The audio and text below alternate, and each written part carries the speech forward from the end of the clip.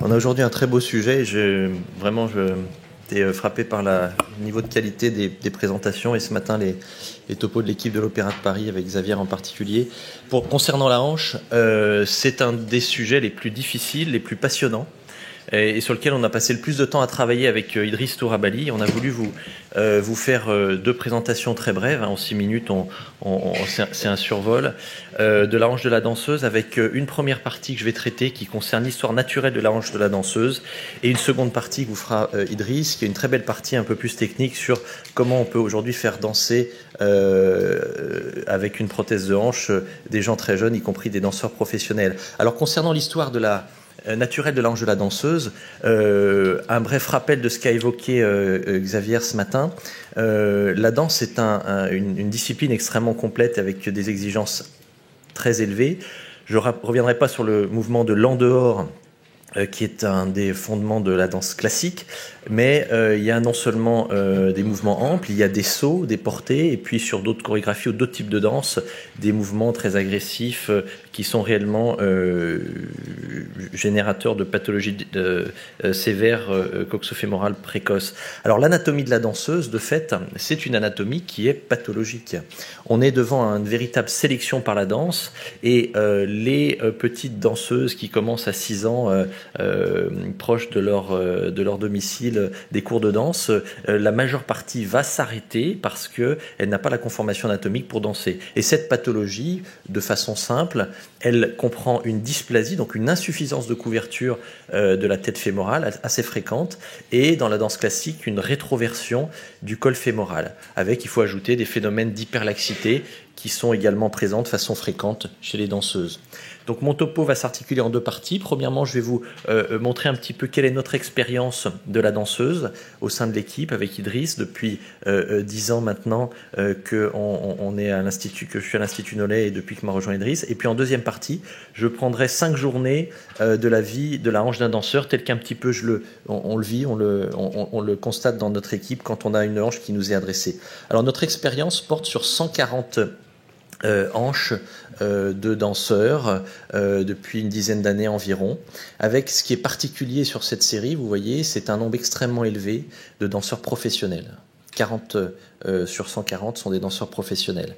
Dans les types de danse, on a une présence importante de la danse classique, mais également d'autres chorégraphies, des types de danse qui peuvent être parfois particulièrement générateurs de coxarthrose précoce, tels que le hip-hop ou même les danses brésiliennes.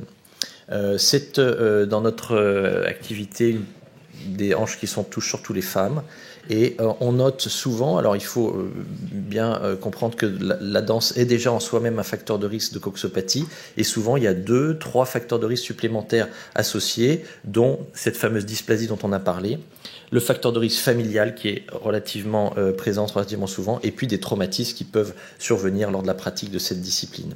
L'atteinte bilatérale est à peu près constatée dans 25% des cas, et au moment du diagnostic, au moment où nous est référée cette hanche, on a une coxarthrose qui est présente dans près de 2/5 des cas, et puis par ailleurs donc la dysplasie, la came fémorale, qui sont les deux anomalies les plus fréquemment constatées et associées parfois avec une moindre fréquence de la tenaille acétabulaire dans le cadre du conflit. Nous avons été amenés à poser des indications opératoires dans 44 cas sur ces 140 danseurs, et c'est un taux qui est très faible. Et on va voir qu'il faut être extrêmement vigilant et très prudent quand on a une hanche de danseuse. Il ne faut pas se jeter dessus, surtout pas, que ce soit avec l'arthroscope ou avec le bistouri et la prothèse. Si on avait un taux comparatif, par exemple dans la catégorie dans la discipline du judo, Didier, on est sur des indications qui sont beaucoup plus fréquentes et qui relèvent beaucoup plus de l'arthroscopie et du conflit classique. On est avec la danseuse dans des indications qui sont délicates et des douleurs dont il faut bien se méfier avant d'aller les opérer. Ces indications, qu'est-ce qu'elles ont été? Elles ont été essentiellement des prothèses et seulement 14 arthroscopies de hanche. Vous voyez qu'on est très prudent. Alors, on va passer maintenant à un descriptif, je dirais de façon assez réaliste, peut-être un peu moins scientifique, mais très réaliste, pour vous montrer comment ça se passe dans la vie d'un danseur, dans la vie de la hanche de ce danseur, quand à un moment donné il présente une douleur coxofémorale. Alors la première journée, c'est l'apparition de cette douleur. Il apparaît très clairement dans notre expérience qu'on a deux types de présentations qui sont radicalement différentes. Le premier type, c'est la jeune danseuse qui, à l'âge de 14, 15, 16, 17, 18 ans, va présenter pour la première fois une douleur de hanche. C'est souvent un tournant de sa dynamique sportive, professionnelle. Elle a augmenté de niveau, elle a été prise dans une école de danse, elle a rejoint Paris, elle a quitté ses parents, quitté la province, elle est venue. Et on a une montée en charge, une montée en puissance, où on va modifier les gestes, et là, la douleur apparaît. Un autre type de douleur qui n'a rien à voir, c'est la douleur de la professionnelle qui danse déjà depuis un certain nombre d'années, qui a 35, 40, 45 ans ou 50 ans, va venir avec des douleurs et souvent un stade de coxarthrose. Ce qui est frappant dans ces douleurs, c'est l'intensité de la douleur elle-même.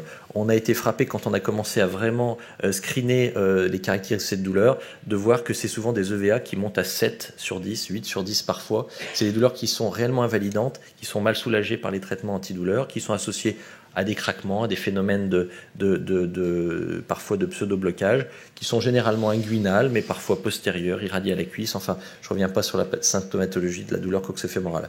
Ce qui est frappant aussi, et ce qui nous intéresse beaucoup dans l'apparition de cette douleur, c'est la qualité du réseau de soins. On a eu tout à l'heure avec Xavier la descriptive d'un monde idéal où il y a un entourage médical et paramédical exceptionnel autour des danseurs. On a souvent des jeunes danseurs ou danseuses qui sont assez éloignés de toute prise en charge professionnelle de leur douleur. On ne peut pas parler de cette apparition de la douleur pour dire que pour toute cette première catégorie de danseuses dont je parlais, qui sont les jeunes danseuses, cette douleur va souvent représenter un tournant évolutif et parfois l'arrêt des rêves d'enfance qu'elles nourrissent depuis l'âge de 6 ans, qui est de devenir cette petite danseuse de l'opéra. Et souvent, ces problèmes de danse, de hanche qui surviennent à l'âge de 16-17 ans, vont être le moment de constater qu'on a un en dehors qui est très insuffisant, que la morphologie coxofémorale n'est pas adaptée à la pratique de cette discipline. Et donc, c'est des moments qui peuvent être très difficiles et très, je dirais, sensibles à gérer avec la danseuse, avec sa mère, son père, son entourage. La deuxième journée que je voudrais vous décrire, c'est la prescription du bilan.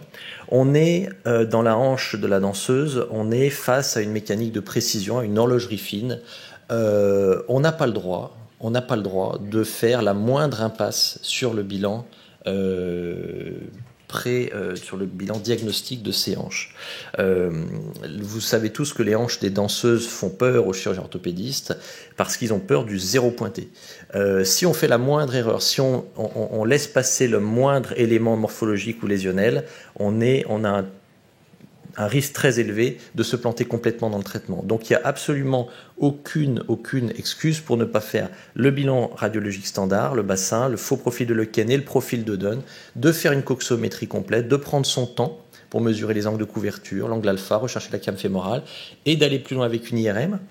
On verra sur l'IRM la morphologie du labrum qui nous renseignera sur la biomécanique de la hanche dysplasique est une hanche qui fonctionne mal. Le système hydraulique labral est généralement détérioré. On a souvent des lésions kystiques comme vous voyez ici, mais on a également des lésions de l'os sous-chondral visibles précocement sur l'IRM alors qu'il faut attendre des années avant qu'elles se voient sur les radios. Et il faut aller à l'arthroscanner. Cet arthroscanner doit être fait dans un centre hyper spécialisé qui va prendre le temps de tirer une dizaine de kilos sur la jambe pour décoapter, vous le voyez, l'interligne et pour mettre en évidence ici des lésions cartilagineuses qui sont précoces et fréquemment associées à la douleur de hanche. La troisième journée, après le bilan radio, nous conduit au diagnostic. Ce diagnostic, si je devais retenir un mot-clé, je dirais que c'est un diagnostic qui est généralement grave. Vous voyez ici sur cette bilan radio d'un danseur professionnel, on voit un peu vite une interligne articulaire tout à fait de bonne hauteur et c'est un patient qui aurait pu très bien être traité assez rapidement pour une tendinopathie en l'absence d'arthrose. En réalité, on est devant des éléments de gravité extrême avec une dysplasie sévère, un angle de couverture très insuffisant, en plus une came fémorale. Vous savez que la dysplasie est souvent associée à une came fémorale et si on va un petit peu plus loin dans l'analyse de cette radio, on va trouver très rarement des lésions du labrum isolées, comme vous le voyez ici. On trouvera bien plus souvent des lésions du labrum associées à des chondropathies profondes, qui sont aussi bien antérieures, périphériques et parfois bipolaires. On a chez le danseur des lésions du cartilage fémoral qui sont particulièrement mauvais pronostic. Et si on va plus loin encore avec l'IRM, on trouve une souffrance de l'os sous-chondral sévère au niveau du fémur, au niveau de l'acétabulum, l'espace ici, on devrait trouver le ligament rond, est vide, on a un ligament rond qui est dégénératif, voilà la hanche du danseur. On est passé brusquement d'une hanche rassurante sur des radios interprétées un peu vite à une hanche atteinte sévèrement lorsqu'on va un petit peu plus loin au fond des choses. Alors la quatrième étape, ça va être la discussion de l'arthroscopie. Là encore, hors de question de vous faire un cours d'un quart d'heure sur l'arthroscopie de hanche, mais retenons un seul mot-clé. Retenons simplement que la hanche du danseur, de la danseuse, qui est une hanche généralement dysplasique, c'est le terrain le pire, le plus défavorable pour une arthroscopie. Car lors de l'arthroscopie, on est très performant pour faire des gestes de libération de conflit. C'est pour ça que je parlais des indications dans les sports de type judo, foot, etc., les arts martiaux. Mais dans la danse, sur les hanches dysplasiques, on n'a qu'une peur, c'est de les déstabiliser. Donc on va pas hésiter à poser des indications d'arthroscopie, mais on va être extrêmement prudent. Et on s'appuiera sur des données de morphologie, donc de calcul des angles, et c'est pour ça que je reviens à cette rigueur du bilan biologique, du bilan radiologique. On va trouver évidemment des lésions dégénératives ici, vous voyez typiquement une lésion à la jonction tête-col du cartilage. On va également trouver des pathologies qu'on ne trouve dans aucun autre sport, telles les lésions du ligament rond. Vous voyez une hanche qui se décoapte. On pourrait croire que c'est une arthroscopie d'épaule. Non, c'est une arthroscopie de hanche. On a des arthroscopies qui sont relativement faciles à faire sur le plan technique parce que les hanches sont hyperlaxes, mais je dirais avec une grande exigence sur la qualité du geste. On a des gestes de résection du ligament rond qui s'imposent parfois devant des lésions dégénératives ou traumatiques. Et puis, concernant les gestes classiques sur lesquels je ne reviendrai pas, on va essayer d'être conservateur à tout prix. En cas de lésion du labrum, comme ici, on va le réparer, on va surtout pas le réséquer pour pas aggraver la dysplasie et l'instabilité. Et la fémoroplastie, on va la faire de façon très rigoureuse, assez large, pour qu'il n'y ait plus d'obstacle à l'amplitude du mouvement et la pratique de la danse. Et enfin, on fera surtout chez les danseuses qui sont jeunes, de sexe féminin et hyperlaxes, une réparation capsulaire, car vous savez que pour réaliser une arthroscopie de hanche, il faut ouvrir la capsule. On n'oubliera pas de la refermer, c'est un point technique fondamental. Enfin, la cinquième journée, je dirais que c'est la journée de la renaissance. Ces danseuses qui vont arriver en période, au bout du chemin de la souffrance de la hanche, ne vont souvent occulter cette possibilité d'avoir une prothèse et d'avoir la décision de poser une prothèse du temps de leur carrière professionnelle. Mais lorsqu'on arrive à cette décision, à cette constatation que tous les traitements ont échoué, à ce moment-là, on ouvre un nouvel avenir et ce nouvel avenir, il est basé sur ce dialogue entre le chirurgien et le danseur et ce contrat qui est: est-ce que vous allez une prothèse pour vivre en famille normalement, faire un petit footing ou pour danser? Et si on est capable, nous chirurgiens, aujourd'hui, et je pense qu'Idriss, j'espère, vous convaincra sur ce sujet-là, si on est capable, nous chirurgiens, d'établir un contrat et de serrer la main du danseur ou de la danseuse en lui disant on va faire le maximum et se donner de grandes chances que tu puisses danser à nouveau, à ce moment-là, c'est vraiment, oui, une journée de renaissance parce que c'est un redémarrage pour la vie professionnelle. On aura pris soin, évidemment, d'éliminer, d'avoir, passé en revue et effectué tous les autres traitements médicaux sur lesquels je ne reviendrai pas. On est très peu invasif au sein de notre équipe. Hein. On fait très peu d'ostéotomie, on ne fait pas de la chirurgie, trop invasive. Et on préfère aller soit sur une arthroscopie quand on a des chances raisonnables de succès, soit sur la prothèse. La complexité de ce schéma, pour vous dire simplement une chose, c'est que on a besoin, pour soigner des danseurs et des danseuses, d'un réseau autour de nous, d'un réseau de soins spécialisés. On est extrêmement content de travailler avec des médecins du sport qui connaissent, qui s'intéressent aux danseuses, des rééducateurs, des kinésithérapeutes. On a besoin de tout cet environnement. On est incapable, nous, d'être chirurgien de la hanche et d'opérer danseuse si on n'a pas tout cet environnement, car il y a un avant et un après très important. Et enfin, pour terminer, avant de passer la parole à Idriss, cette décision de prothèse, elle est gagnante ou perdante. Le hasard n'a rien à voir là-dedans. Tout est dans l'anatomie, tout est dans la planification et tout est dans des choix techniques.